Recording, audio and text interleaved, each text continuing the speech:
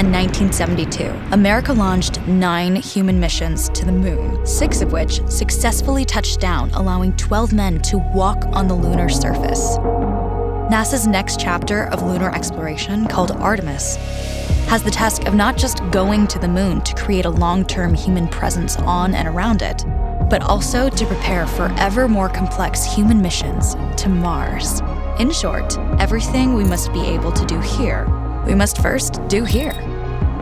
So, what will an Artemis mission look like? Everything is designed and tested with our most important element in mind, the astronauts. This is their deep space, human-rated spacecraft called Orion, built in 3 parts. The crew module, where up to 4 astronauts will live and work throughout the flight. The service module, with life support systems for the crew and its own engine and fuel reserves. And a launch abort system, with engines capable of pulling the crew module to safety during launch should anything go wrong. To accomplish the task of launching our crew and heavy payloads, NASA is building the Space Launch System, comprising of a cargo hold, an exploration upper stage, a massive core stage, and 2 extended solid rocket boosters. Altogether, this is the world's most powerful rocket, and it exceeds the legendary Saturn V of the Apollo era in numerous ways. Sitting on the launch pad, the entire rocket, fully fueled, weighs just over 6 million pounds, 5.2 million of which is just the fuel.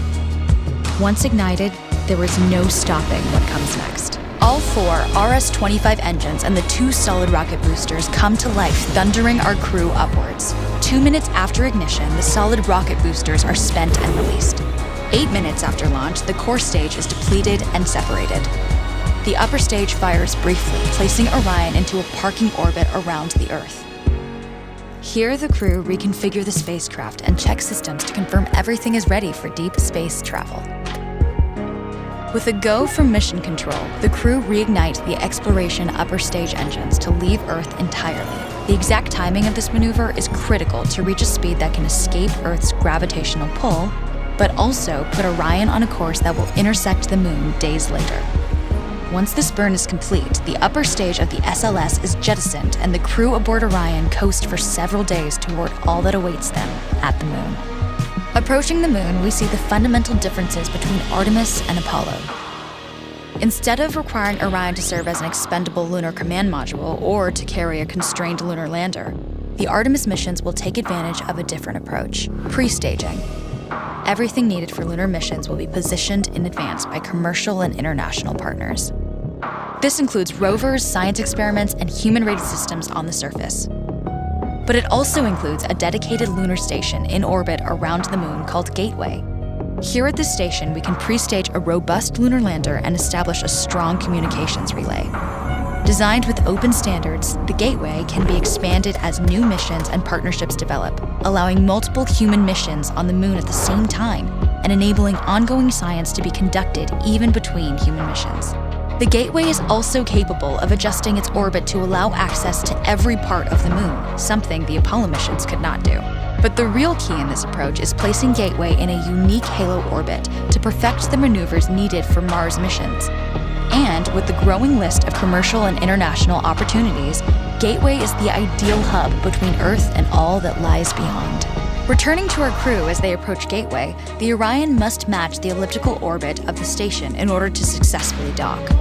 Once on board, pre-selected crew members transfer to the lunar lander, while those assigned to Gateway remain on station. The lunar lander system itself is built for 3 unique steps: descending from the halo orbit of Gateway down to a low lunar orbit, descending from low lunar orbit to the surface, and once the lunar mission is complete, launching from the surface of the moon and ascending all the way back to the orbiting Gateway.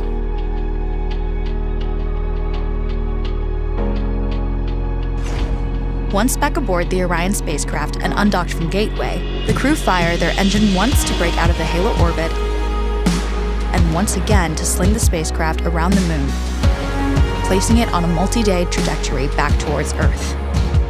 As they near the end of this journey, the service module is released, and the crew module is oriented heat shield first. Entering Earth's atmosphere at 25,000 miles per hour, the friction of air slows Orion considerably, while also subjecting it to temperatures of 5,000 degrees. With the Orion now at just 300 miles per hour, a series of parachutes uniquely tested and produced for this moment deploy, decelerating the craft to just 20 miles per hour for splashdown. With each successful mission, Artemis